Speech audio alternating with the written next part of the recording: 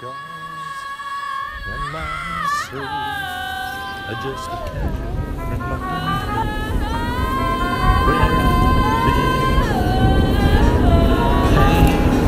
I could start this video with sirens, with stock footage of ambulances on the beach, or even the real footage of him being carried into the back of one that I was told was on TV. But the truth is, even though every news channel and newspaper across the country had a segment on this story, I didn't watch or read one of them. How could I? Everybody loves a shark attack story. Jaws, Sharknado, the Megalodon. But when Channel 7 and Channel 9 report it, they're only just scratching the surface. Because it's not about his death. It's not even about the shark bite. The real tragedy is his life and how wonderful it was, and how now it's talked about in past tense. The real story is who he was and who he always will be to me. So, I'm going to tell you the story of my dad's death. Many have told it before, but this time I'm going to tell it right. I've got something pretty crazy to show you. But first, we're going to talk about the man who flew. Maybe he even flew you. It starts with a toy model aeroplane and a young boy not quite coined with the nickname Skidders, but named Mark Allen Sanguinetti. Mark was the youngest of 5 and he grew up in Lilydale in Victoria, Australia. He loved spending his time as a boy gluing model aeroplanes together and was obsessed with planes as young as he could remember. One time, after he'd spent 2 days working on a model aeroplane, he took it outside to test fly it. His sister Liz, who he was very close with, was there and watching. Dad held his model aeroplane up and threw it up into the sky to watch it take off and come crashing back down into the ground. Liz, I'm pretty sure, laughed. Dad at the time didn't find it so funny. Now, it's one thing to make model aeroplanes from instructions out of a box, and it's another thing altogether to learn to fly the real deal. So when my dad watched that plane splinter into pieces all over the grass, it was the beginning of a lesson in determination, to not give up in the face of adversity. And my God, did he brush himself off and pursue his passion. He made many successful model aeroplanes from his childhood to his teens. And he went to Wesley College in the end to graduate in high school. In his graduating year, because he was living quite far from his school, he went and lived with his brother David. And I think they had a lot of fun. When Dad graduated high school, he wanted to fly. But his dad, my pop, Bob Allen, wanted Dad to pursue university. So Dad did a year in an agricultural degree before he came back to his dad and told him that he wanted to drop out. Now, Pop was a doctor, so naturally he wanted Dad to go down the more traditional pathway of acquiring an educational degree and career from a university pathway. So, of course, he was hesitant, but he eventually gave my dad his blessing, and my dad never looked back. He started to work in bars and do some modelling work to support his flying lessons. Hustling in his 20s. I know a good few stories from that time, but when I was writing this, I realised I never actually got to ask him what it was like that first time that he took a plane up into the air. That kills me a little bit. Though, I digress. Meanwhile, he was getting his flying hours up. He was driving down Ocean Road in a little Volkswagen green Beetle named Elsie, stacking surfboards on top and going surfing with his mates. It was around the time of the end of high school that he had finally earned his nickname. His friends decided to call him, instead of Mark, Skid Mark, which they thought was hilarious. And just as naturally as a skid mark does, it stuck and got shown to skidders. So, Skidders and the boys went surfing in the 70s and 80s with ropes instead of leg ropes, freezing their titties off in Victorian icy waves. Once Dad got his flight license, he started working small airline jobs before he could apply for the big dogs themselves, the commercial airlines. He would take crayfish in a small single-engine plane from Melbourne over to Hobart. He told me he'd be flying across the Bass Strait in the middle of the night, just above 12-foot waves, in a lawnmower-sounding rickety plane, with the eerie sound of nothing but himself and the clicking of all these crayfish in the back of the plane climbing over each other. He told me how he also did aerobatics for a while. He showed me all the moves, the loop-de-loop, and the best one that I loved was when you go straight vertical up, and then once he'd reached like a certain height, he'd turn off the engine of the plane, so the plane would just free fall for just a second. And then he would turn the plane engine back on just to zoom back up. One time, his friend Tommy begged him to take him. So Dad went up and did like one loop-de-loop, and apparently Tommy got sick and vomited all over the plane. He was cheeky. One time, he took a small plane from Moorabbin Airport and he got all his mates to climb into the back of it with some surfboards, and they flew over to a little island to go surfing for the weekend. He even told me that he let his mates take the wheel of the aeroplane up in the air while they passed around a doob to each other. He spent a lot of time at Moorabbin Airport. His older brother John was also a pilot, which Dad looked up to, and he was also a little bit of a loose cannon. Apparently when he was working for Qantas, he got fired because he took the plane down too low for the passengers to get a view of the Great Barrier Reef. There were other stories, like once at their share house, John rocked up, and it was like a share house party, and John was wearing roller skates, a tutu, and a jetpack, and he went flying down the corridor of the share house party with the jetpack on his roller skates. So, when Dad started to go for Qantas, it made it a little bit difficult for him. They said, Mark Sanguinetti, you're not John Sanguinetti's brother, are you? And apparently they gave him a little bit of a hard time trying to get in. But the boy with the model aeroplane that fell to bits in front of his eyes and picked himself back up again to fly another wasn't about to give up from this setback just yet. So my dad kept trying, and he got in. And he became a first officer on the 767, and what a flight path too. He'd be in Hawaii at the beginning of 1 month going surfing, and then he'd be in Hokkaido in Japan going snowboarding at the end of the month. He had some pretty good times with that job. Some very good times with that job. I mean, that's where he met my mum. My mum was a flight attendant working on the 767 with my dad. She met him in Hawaii. One night when they were at the hotel, all the other air hosties were begging my mum to come out, telling her she needed to meet all these pilots and they were going to go out to dinner. My mum said she was tired and hesitant, but she reluctantly said yes. She went out to dinner and she met my dad, and I guess that was that. She said she went back up onto the balcony that night and she was looking out over the beach in Hawaii thinking, I think I just met the man I'm going to marry. Spoiler alert, they get divorced. But not after 20 years of marriage and 2 children.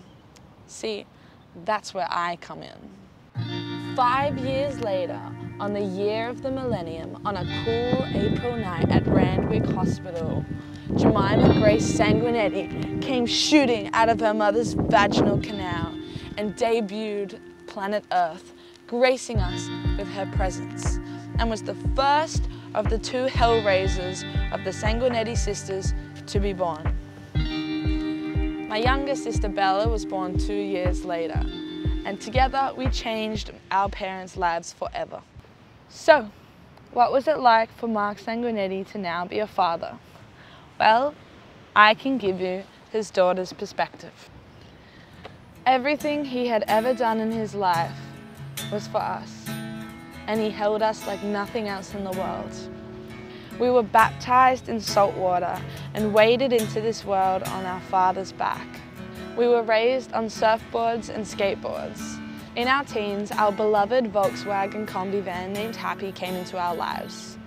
Dad bought it, and he would pile the surfboards, skateboards, and his daughters into it, and would go ticking off around the northern beaches, playing in the sun and the ocean and the swell, from every beach from Palm Beach all the way to Manly. He would spend each night strumming away on his Takamine guitar, and when I was 12, he taught me how to play. Together we would jam and he would teach me all the songs that had left a mark on his heart since his teens. I watched a Fiona Apple music video of Across the Universe when I was 12 and I fell in love. So Dad decided to buy a turntable and show me the Beatles. And oh my gosh, did he show me the Beatles. I spent countless hours dancing in my living room to every album that they had. But it didn't stop at the Beatles. Dad would turn out all the lights in the house and put on Neil Diamond's Hot August Night. We would breathe in the prologue and dance out Crunchy Sweet Granola like the floorboards themselves were on fire. He showed me everything from the Cars, the Cure, Caius, the Cult, and indulged me like no one else ever did when I showed him my favourite band at the time, Car Seat Headrest. He spin Spicks and Specks the Bee Gees and told me stories of him playing that album in class when he was in year 5 and it was Bring a Record into school day. We sung to Ozark Mountain Daredevils and he taught me how to dance. We would dance this beautiful contemporary style rock dance. He would swing me around in my arms and we'd dance to all the beautiful music. I don't even really know how to talk about that much more. Like, it fills me with so much loss and so much gratitude at the same time. My friends dance with me that way now, which means a lot. But I think my life will always revolve around those moments dancing with him in the living room, like that. So the story goes on. When I was in year 6, he got breast cancer. Rare for males, but it does happen. They got to it pretty early, so it wasn't anything too bad, but he did have to get his nipple removed, and he got a tattoo of one over instead, which I thought was pretty funny. Mum stopped flying for Qantas and she became a high school English teacher. And Dad did a course so that he could go from flying the 767 to the A380, the big Airbus. If you've ever flown from Sydney or Melbourne to Singapore or Singapore to London on the Qantas A380, my dad might have actually been flying you. You might have even heard him over the intercom. This is your first officer speaking. We are flying at around 3,000 feet in the air. I don't know, I'm really making this up, but I'm sure he could have done it better. So one day, when he was surfing up the coast with my mom and my sister, he lost consciousness in the surf and was dragged into shore. He was unconscious on the beach and then came to with a ring of people standing around him. They took him into the hospital to do checks and they found that he had scarring on his heart and had a rare condition called sarcoidosis. They had to do more checks and they put a defibrillator above his heart. So the defibrillator would send a shock through his body if his heart rate got above a certain amount of BPMs. It meant a lot. It meant that he couldn't go running or bike riding or do any of those physical activities he used to love. It meant that he lost his pilot license.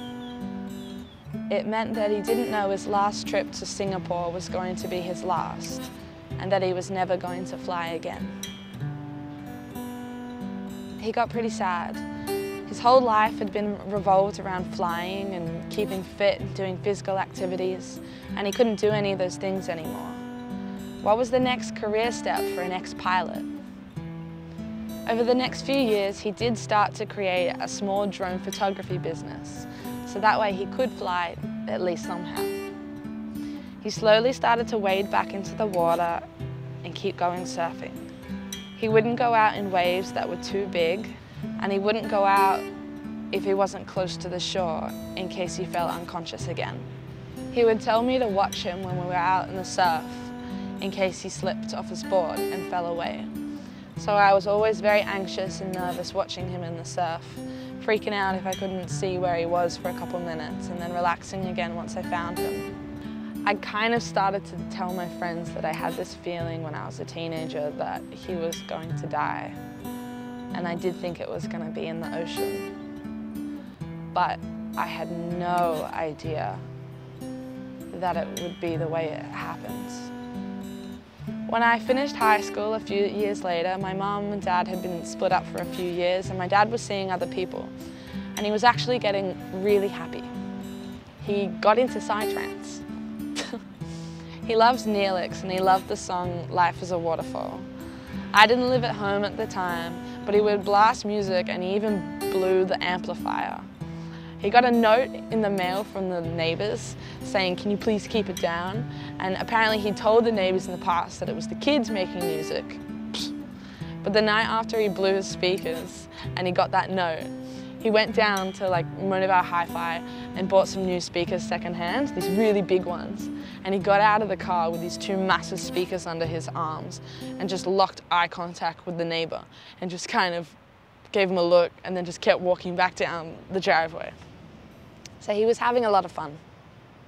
He was in a really good place. Okay, so friends and family, if this next part is going to be too much, please tune out now, because his legacy is in his life, not his death. He was a man that loved the people around him so much and was so passionate about everything he did. And he will always be with us in that way. Please stop listening now if you know the rest of the story, because there's nothing more that I can say that you don't already know. It is a really weird thing for me to process, but I do find that talking about it now helps. So friends and family, skip ahead to the end of the video or skip to the next video where I show and tell all of my amazing travel adventures that I do in my dad's legacy in honour of a man who spent his life travelling and living his life to the fullest. Skidders will always be with us in the best moments of our lives. And for those of you that don't know the end of the story, but may have fallen in love with Mark as a character so far in the story, there's a little plane. And for those of you who don't know what happened next, but may have fallen in love with him as a character so far, all I can say is I'm sorry. I am truly sorry to have to end the story like this. But it's what happened.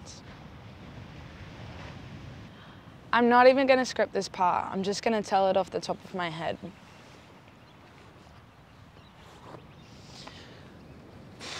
Okay, so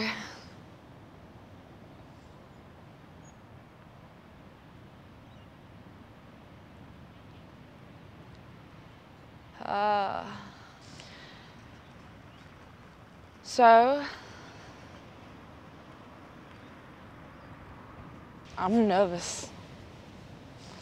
I'm like nervous about this. Okay, so my dad would go on a surfing trip with the boys yearly up the coast, and I offered to house sit for my dad this one time. So the last time I saw him in person, I went over and he was telling me all the ways that I needed to look after the house, which was kind of beautiful and ironic in the end, because it was like he was handing the house over to me. And I think the last thing I said to him was, "Had fun." Actually, he walked me out of the house to my car, and my car was across the street.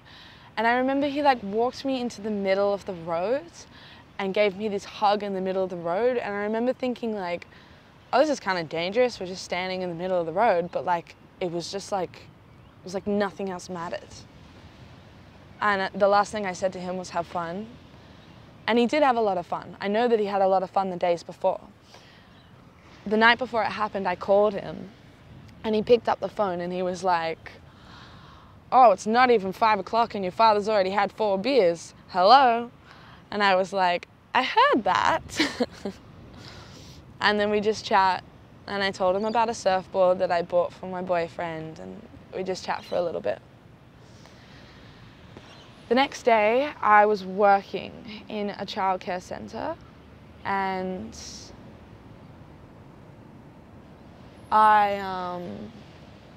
I was sitting at a table with these kids, and we had blue Play-Doh, and we had lots of different sharks in the Play-Doh.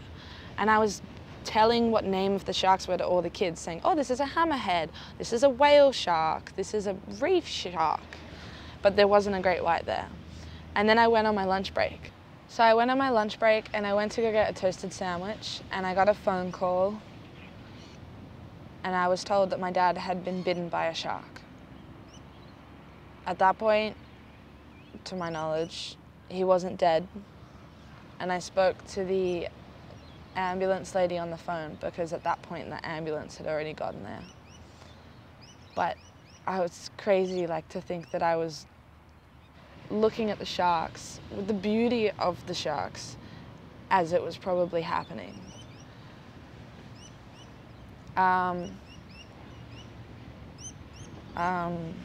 So apparently I actually haven't asked many questions because I feel like I have all the puzzle pieces I need right now.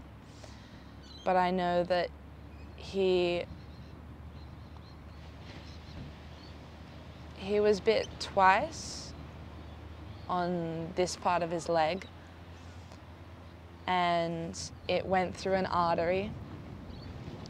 But he didn't fall off his board. He hung onto his board and he rode a wave in. And it wasn't until he was on the sand that I think his defibrillator went off. And it wasn't until he was on the sand that he was declared as dead. It helps me to know that the boys were there for him in that moment, you know. So at that point, my really good friend had gotten in the car with me and we were going to drive to Newcastle Hospital. Apparently a helicopter had been sent to go get him, but I never heard about what happened to the helicopter because I think he died before, before there was time for it to get there. And I was in the car with my friend going to Newcastle Hospital when I got the phone call to say that he had passed away. So what do you do in that moment with yourself? Existential crisis and a half. I went to a waterfall with my friend and just sat in the water in the waterfall, which was nice. So within 24 hours, there were reporters knocking at our door. I remember that night I got up really early in the morning because I couldn't sleep, and I watched this little light on the horizon of a boat. And as the sun came up, I just watched the light slowly disappear. And then this incredible thing happens, the next day or the next day after. Off of my balcony, there was this aerobatic plane right in front of us, doing loop-de-loops, doing the one where the plane would go up and shut its engine off and then keep going. It was incredible, and we thought someone from Qantas had come to do it as a tribute, but we never heard about anything after that. So I think it was just a coincidence or a massive sign from Dad.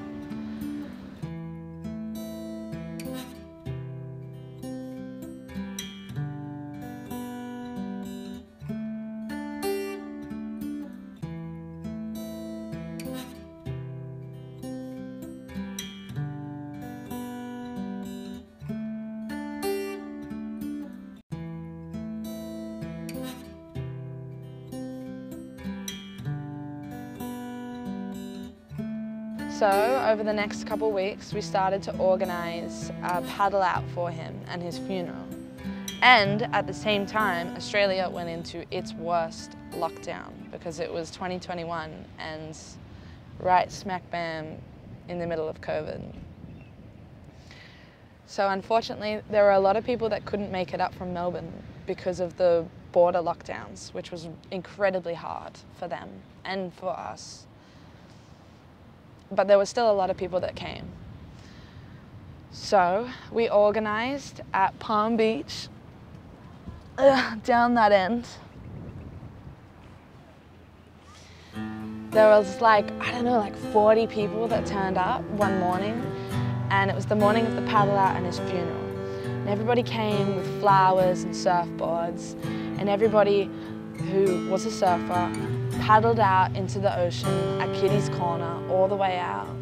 We had flowers in our mouths because we couldn't hold them with our hands while we paddled, or on our boards, and we paddled out with the other people walking around the rocks so that they could watch from that side.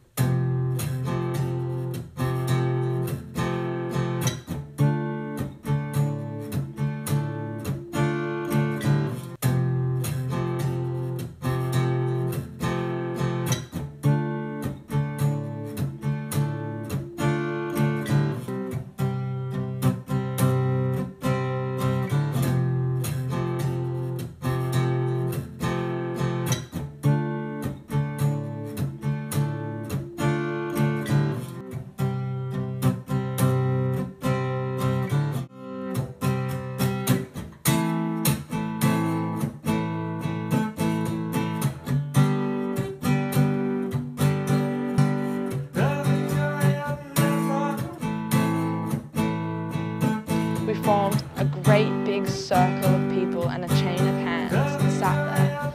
We said some beautiful words about my beautiful dad, and we splashed the water and we threw our flowers in the middle of the circle. And then people paddled back in and caught waves, and the flowers just floated in the current.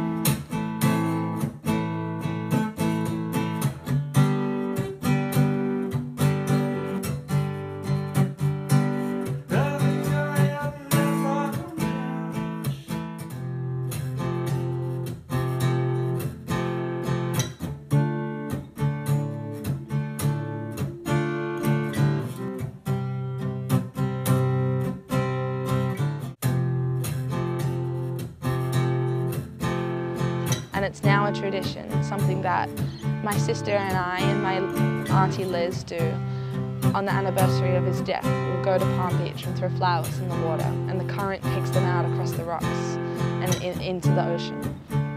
It's really beautiful.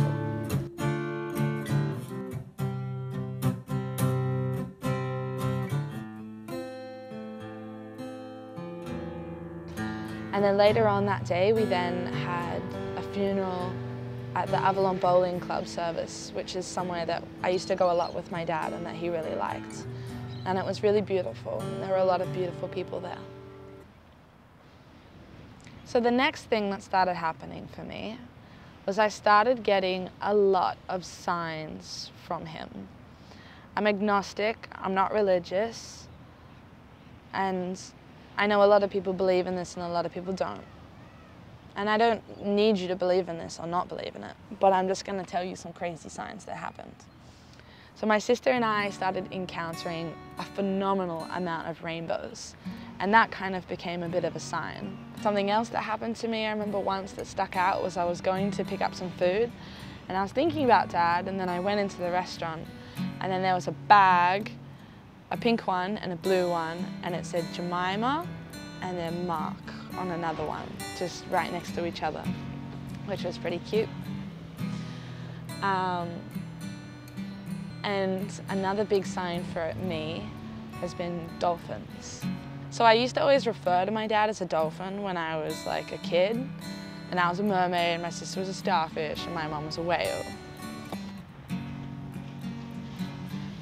So the surfboard that my dad was riding was taken in by the police station up in Tari, where it happened. No, not Tari, Tuncurry, where it happened. And a few months after, I had to go up and get the surfboard. My boyfriend and I drove up together, up to Tuncurry, and we arrived at the police station. When I went in, it was just me, and they gave me the surfboard, which was still kind of covered in like sand. And when I took it back out into the car, I looked at it. I actually found this really amazing. At the bottom of the surfboard is a huge bite mark from the shark. For me, it was really important because at that point, I'd only heard what happened, but there was nothing that I'd seen that was like tangible evidence. So for me, it actually really helped to see it. And I was kind of in awe. There was even like a little bit of blood in the styrofoam, and I don't know if that's the shark's blood or my dad's blood, but I think it might have been the shark's blood. So that was insane to see. You know, you see a lot of cartoon images of bite marks and surfboards, but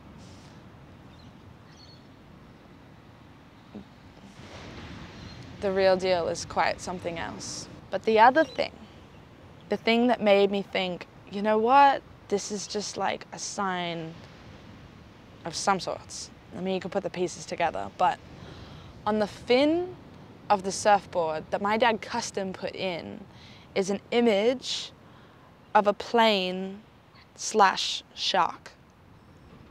It's like a plane with a shark's mouth.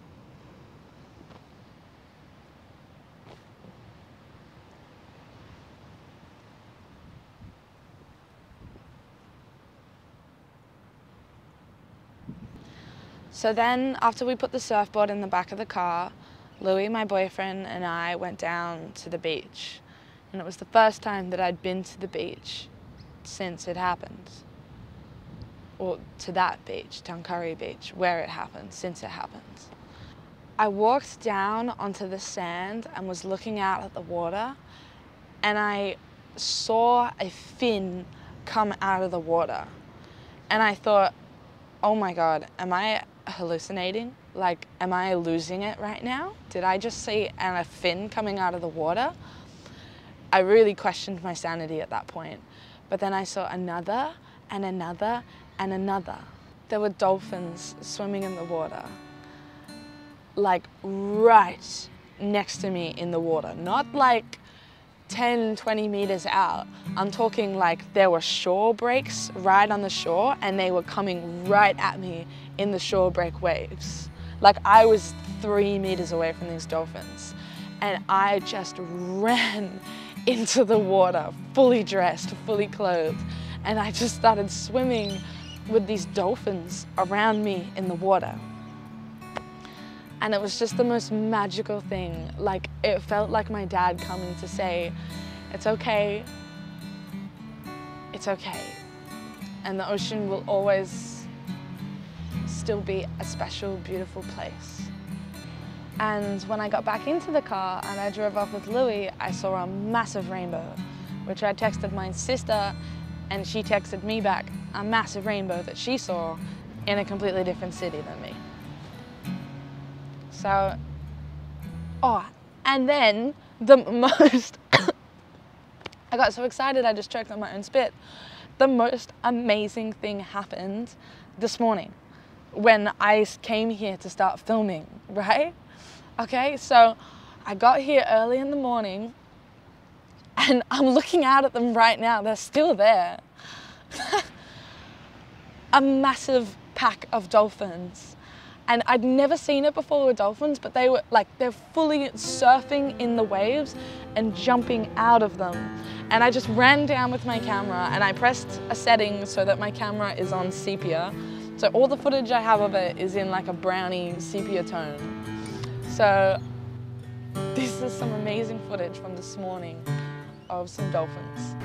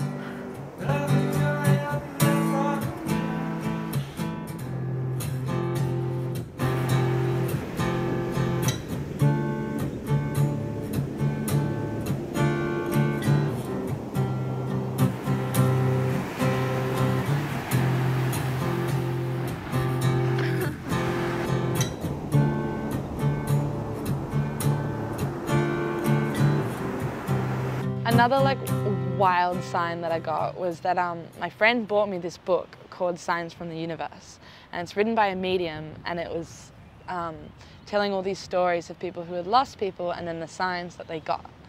And then there's this one chapter on rainbows and how rainbows are a very specific sign, and the chapter and the story of the man is named Mark. So What to do now that I have been raised by skidders? What to do now that I have been handed a huge pile of grief and an absurd thing to comprehend? Am I mad at the shark? No. It's kind of like the surfer's code to know that you're swimming and surfing in the wild, and the ocean is a jungle. I don't hold any animosity towards it, but I still am at a loss. How do I create meaning from this? How will I let this grief define me? I can't shake it, and I never will be able to. But how do I avenge my father's death? How do I avenge a shark attack? And this is why I am here talking to you today. I will avenge his death by living in his legacy. I will follow my passions, I will travel, I will live my life to the fullest just like he did. I will fly just like he did. I love film and I love music, and I'm going to combine my passions together on this channel here and explore my passions in his name. But also what I really want to do is to create a community here for anyone who has lost a parent at a young age. It's a strange era of your life, and I know it would have helped me if I had a place to share my story and to talk to other people who had been through similar things. And that's what I want to create here. If you've lost anyone really and you're going through it, this is going to be a place where you can come and share your grief and your gratitude. To talk to other people who are going through it or have gone through similar things as you, and for a place to feel seen and heard and know that you're not alone. Especially if you are someone like me who has lost someone to an animal attack. It's a weird niche death, and there's not really a lot of places to go to grieve for it. If you're anyone that's lost someone in a way that Hollywood can sensationalize it in movies, and you find it hard to find an avenue where you can talk about your grief with other people, I want you to be able to come here. If you've experienced any kind of traumatizing death in your friendship circle or family, I want this to be a place where you can find a film medium that talks about it gently and compassionately and understandingly, with not only sympathy but empathy. The sun just came out a little bit. I want to talk to you in the comments or make a Facebook page for anyone that's gone through any sort of loss, anyone that's gone through any sort of complicated grief, because it will help me not feel so alone, and I hope it will also help you. Please share this video to anyone that you think might benefit from being a part of this community that we are going to create, and please subscribe to my channel, SKIDDERSKID. And let me know what you'd like to see more of, what kind of content you'd like to see and hear. It's a wild world, and we've only got each other. And if you're in a dark place because you've lost someone, please know that I know what that's like. Okay, I'm going to end this video with a massive milestone for me. So, since my dad's death, I've only been surfing once. It was the first anniversary of his death, and I went surfing out there at that special spot in Palmy and Kitty's Corner where we had the paddle out. But I haven't really been going out that much since. When I think of going surfing, it instantly makes me miss my dad so much, and it also kind of brings up a little bit of fear for me going into the water. But today, with you guys watching, I'm going to go for a surf. I was brought up surfing, and I know that my dad would want me to keep surfing, so I'm going to reclaim my life. So this is SKIDDERSKID, showing you that slowly we can get through some of the scariest things that we'd ever imagined we'd have to do. Mark, Skidders, Dad, I know that you will be riding every wave with me. Because living a life not out of fear but in the face of love, that is how I'm going to avenge my father's death. This is how I'm going to avenge a shark attack. By surfing, one wave at a time. Love to you all. Okay, let's go surfing. Not here, because the waves aren't that good, but we're gonna pile into Happy, go for a drive down the northern beaches, and go for a surf. Let's go.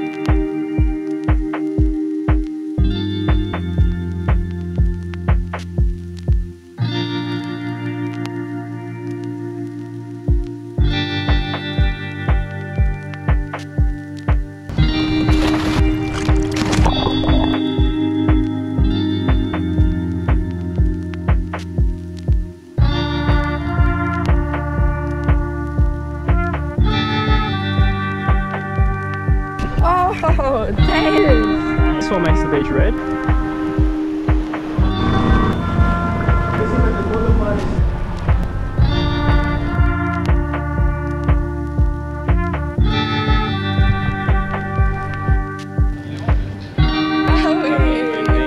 See that bit of chewing gum?